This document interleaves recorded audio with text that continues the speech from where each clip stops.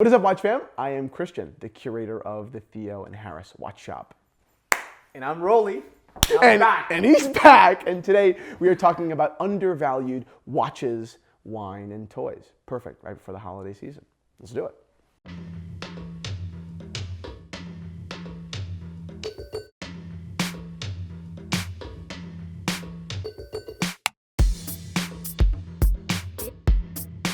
Boom, Watch Fam. Great, before we get into it, a quick wristwatch check. I'm gonna let you go first because you are for the first time, honorary guest. You used to be a staple, now you're a guest. So jump into it. Well, I'm wearing this beautiful Datejust in 14 karat gold. 18 karat? Who are you making us out to be? My mom got you that watch, it's 18 karat gold. 14. 4 carats more, you mean? For those of you who don't know, this was in 2 separate gifts. Yes. Right? So tell that story just for a second. So I got the gift for my 50th birthday. As a side note, he was going to say, I got head for my 50th birthday, and he stopped. I did. I know his brain. So I got the watch for my 50th birthday. Yes, you did. Okay, and you had it on a beautiful blue shark skin strap. Yep, beautiful. And it would look great. Yep. And then just recently, right, for our anniversary, 25th anniversary, I was surprised with the presidential bracelet. Yep. So now I have the complete watch. Yep. And it's just a stunning piece. Yeah, I love that watch. I actually probably wear it just as often as you do. Yes. I'm a big fan of gold watches. Everybody knows that.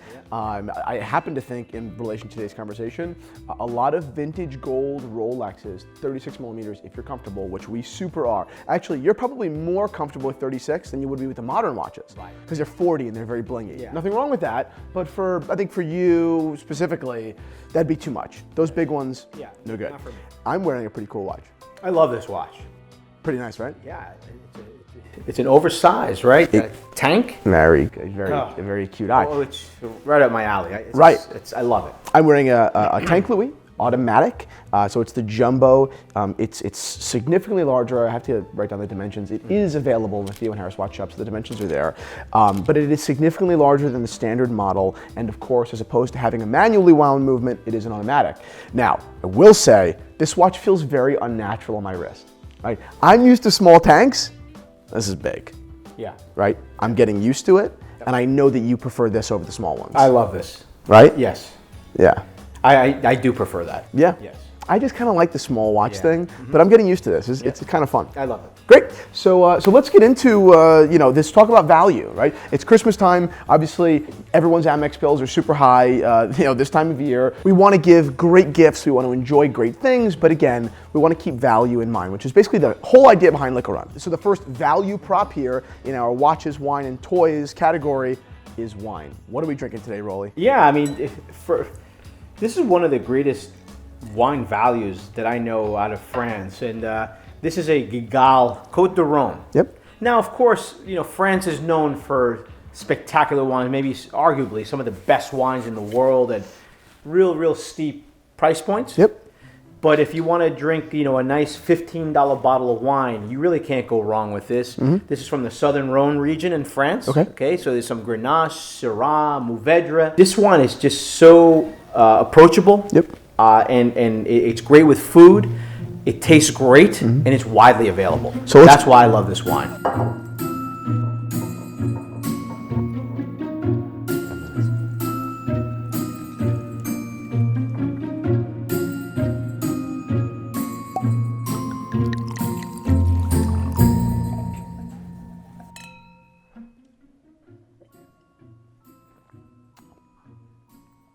That's super nice. Really good. It is. It's a really nice wine. Yeah. And for first of all, Guigal makes some fantastic wines, some of the best in the world when it comes to the Rhone region. Okay. They have a large spectrum of wines. Massive spectrum. Gotcha. Some Gigondas.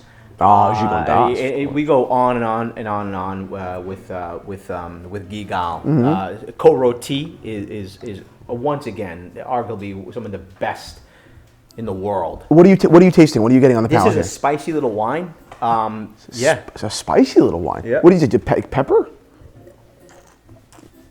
Some really nice, dark, like fruit, blackberries, Even like a little bit of, I'm getting like a little tobacco in this wine. I'm having a really hard time with it. Very woodsy. Totally candid, I'm having a really hard time with it. I think it's delicious, but deciphering the notes of flavor. Maybe even a little meat. I also haven't done this with you in months. It's been like 6-8 months. So this is foreign to me, but. Yeah. Woodsy, maybe even a more with a bit of hint of like forestiness, like of course, tastes like my childhood and right. Boy Scouts. No need to get so clinical about it. Yep. But $15 when you bring this to someone's house, when you give this as a gift. That's a really nice bottle of wine. Right. For absolutely. Right. For $15. Right. You cannot beat this. Right. Geez, it's a very respectable wine from a fantastic producer, and boy. Value number 2 here, I'm going to go right into watches. For the moment, I'm going to stay within Rolex, and I'm going to talk for a second here about a watch that I love very much. All TNH fans know I love very much, but I haven't been giving much time to recently just because I guess, you get so consumed with everything else. The Datejust, particularly second and third generations, meaning 1600, 1601, 1603. You have 1601, and then the third generation, which is the quick set models. These watches, I've always had a love affair with, and I have recently refound that love affair, right? Usually, again, in vintage watches, because there's so many different variations and so many different levels of collectability, but 99% of the time, for under $4,000, and quite often well under $4,000, you are getting such a significant piece of watch history. The Datejust was introduced in 1945 to celebrate Rolex's 50th anniversary. Now, today, and you know this, right, just about watches and other things, when companies celebrate anniversaries these days, particularly in the watch industry, they just release something in a new color. They're like, oh, we're 100 years old. Here's that thing that we always have, the same thing you guys have in a new celebration with a little engraving. Whatever, very boring. But at the time, in the mid-40s, Rolex said, for this significant celebration, let us actually introduce something that is significant, right? Let us introduce something that's totally new, that will fill or create a new market, right? And they did that with the Datejust. And the Datejust from day one till today has remained almost entirely unchanged. They've offered it in larger sizes, but it's remained true at 36 millimeters. Until today, 1601s, my personal favorite, meaning white gold bezel, are just so disproportionately rich. Constantly, we stock them in the shop. When Mom asked me what to get you for your 50th birthday, I said 1601. And if you want to go crazy and get him that thing, get it in yellow gold. But still, even in yellow gold, there's value, right? It's my first watch. It's the watch that made me fall in love with watches. And under $4,000, to have the option of the variation, the wide variety is unbelievable. You're getting robustness, you're getting historical significance, you're getting, frankly, cultural clout, because it's a Rolex. And again, I just haven't been talking about them a lot recently, and I'm really back into it in a very, very serious way. I've been wearing my Datejust maybe 5 days a week in the last couple of weeks, which is uncommon for me because I'm so used to trying out different things, and I'm back into it. What do you think as an owner of a Datejust? What do you think? Yeah, when it comes down to it, I do like to go back to simplicity. Obviously, this is a gold watch, right? And inherently, there's a certain level of inherent flashiness to it. I've talked about the watches that I love, the Long and Sewn and all that stuff. But when it comes down to it, that's probably that's like home cooking. That makes you feel real good. That's a really good. It's a really good comparison. Period. End. Are you going to give a loved one a Datejust? Probably not. It's a lot of money, and gifts at that number, even at value $3,500, it's probably too much for a gift in most circumstances. But to treat yourself to something like that is particularly, I say as a first Rolex, but I have so many of my clients, they own perpetual calendars, they own such significant watches, and they come right back for a Datejust because it means something to them. Their father had it, or it's so quintessential Rolex. So I don't know. I'm just madly in love with that watch. And this time of year specifically, I think about, wow, what are those watches? Forget the hype, that at the end of the day are packing serious punch. So on that note, let's do number 3. Let's go back to wine. What's another great value wine that kind of has a lot of luxurious notes, but not at a ridiculous number? Well, champagne. Champagne for the holidays, you just can't go wrong. I don't know if this is necessarily value, but really, it always packs such a punch. Yep. Veuve Clicquot, non-vintage champagne. Yep. To me, it's just such a wonderful, not only gift, but it's such a great drink. It has beautiful yeasty notes, and it's just a quintessential non-vintage champagne. You can't go wrong. Of course, there are many other wonderful bottles, and maybe some more obscure examples that may give you more, more bang for your buck. Most certainly. But you may not find them. This you can find almost anywhere across America and across the world. Not only may I not find them, but in the line of work that I'm in, this luxury line of work, you cannot deny, whether you like it or not, and it's fine if you don't, you can't deny the reality that there is a value in bringing something that has a cachet to it. And when you bring an obscure bottle of champagne, or when you give someone an obscure watch, unless they care enough to appreciate the obscurity and maybe the dollar for dollar value, they're still gonna be like, it's that. Oh, okay, thank you. But when you bring in something that is a little bit more, widely known, and which at most parties that is probably very important, this is great. People are used to paying, several $100s for this at a restaurant or at a club, and yet in reality, what is it? $50, $55, $40. So for $40, you look like you are. One, being very generous, and 2, you're gonna get recognized for being generous coming to a dinner party with something that is nice, as opposed to flying under the radar. Great gift, great value. Number 4, travel accessories. I think that, and I don't travel very much. You're constantly traveling. But I think that because people don't travel very often, they refrain from treating themselves to travel, I would say luxuries, but things that make traveling more comfortable and more convenient and more enjoyable, right? Yes. As opposed to everyday things in which we want to always, okay, that's the one thing I'll spring for, I'll use it all the time. But when it comes to traveling, people often travel uncomfortably. So let's talk about that for a second. What are some things travel-wise that we can treat ourselves to or our loved ones to this holiday season that just wow, they make a world of difference? I think I'll give you a couple, and we don't have to get into each one. It's so deep, but a great set of noise-canceling headphones. What do you use? Over ear. I use clips. Yep. But Bose is really, really good. Yep. And there are others too that are good, but my heart is always clips. The one question I'll ask you, on the daily basis, you use AirPods, and they're very functional. Yes. But when you get on a plane, you like to use... Absolutely. Right. I want an over-ear headphone. Yeah. Number 2, I want a very comfortable shoe, no matter if I'm flying first class or coach.